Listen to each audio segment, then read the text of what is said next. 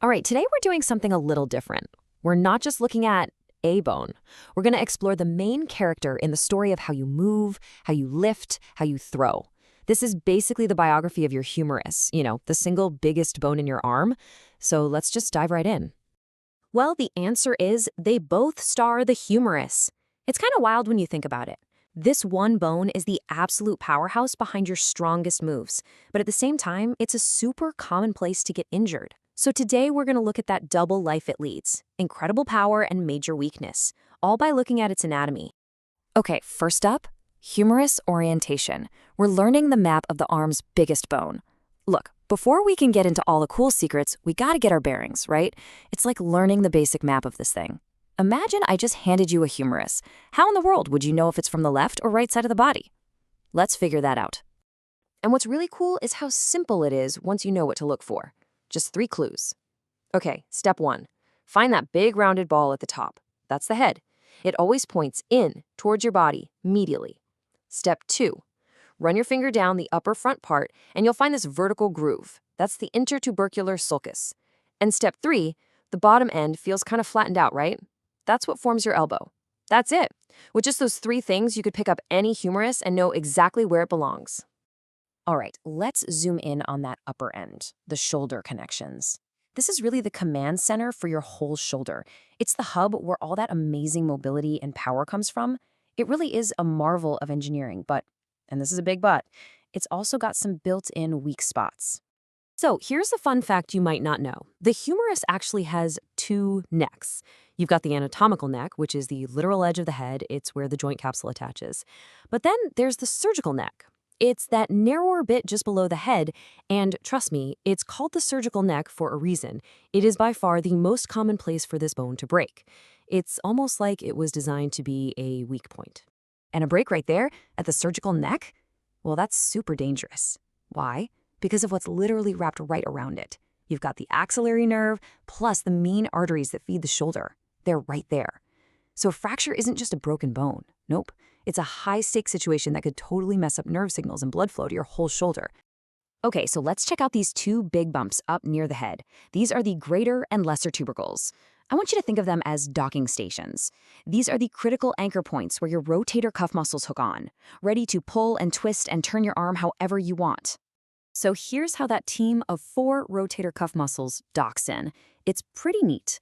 3 of them, the supraspinatus, infraspinatus, and teres minor, they all attach to that bigger one, the greater tubercle. Then the 4th, the subscapularis, gets its own spot on the smaller, lesser tubercle. Working together, this team is basically the steering wheel for your shoulder. They would give you that precise rotation for every single movement. Now, what about that groove between the 2 docking stations? That's the intertubercular sulcus. And anatomists have this awesome mnemonic to remember what attaches here, a lady between 2 majors. So the lady is the latissimus dorsi muscle, and she's right on the floor of the groove. And she's sitting between 2 majors, the pectoralis major on the outside lip and the teres major on the inside lip. Pretty clever, right? And these 3 big, powerful muscles all work together to pull your arm in towards your body. But that groove does more than just hold on to muscles. It's also a protective tunnel, because running right down the middle of it is the long tendon from your biceps, wrapped up in its own little slippery sleeve. So this groove basically makes sure that this super important cable can glide smoothly every time you bend your arm. All right, let's continue our journey down the arm. Leaving the busy top end behind, we get to the shaft. Think of this as the long, straight highway of the bone. It's a strong pillar, sure, but it's also a critical pathway for all the stuff heading down to your forearm and hand. And it all leads to the grand finale, the super complex and intricate architecture of the elbow. Now, if you flip the bone over and look at the back of the shaft, you'll see this shallow little spiral groove. It honestly doesn't look like much, but don't be fooled. This is a critical highway for the radial nerve, and that's the nerve that lets you extend your wrist and fingers.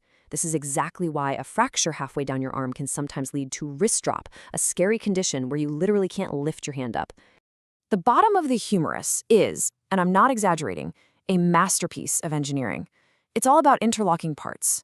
You've got these 3 little hollows, or fossa, that create a perfect hinge joint. So when you straighten your arm all the way out, the pointy part of your ulna slots perfectly into that big olecranon fossa on the back. Then, when you bend your arm, The ulna and the radius tuck neatly into two smaller fossa on the front. It's this incredible, perfect, puzzle-like fit that makes your elbows so stable. Okay, so we've seen the beautiful design. Now let's talk about where it can all go wrong. We're heading into the clinical hotspots. These are the high-risk areas that surgeons are always worried about, because a mistake or a bad break here, well, the consequences can be really serious.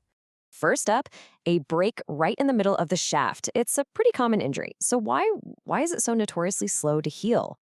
The answer, in two words, blood supply. Or, I guess, lack of it. For whatever reason, that specific zone just doesn't get a great blood supply compared to the rest of the bone.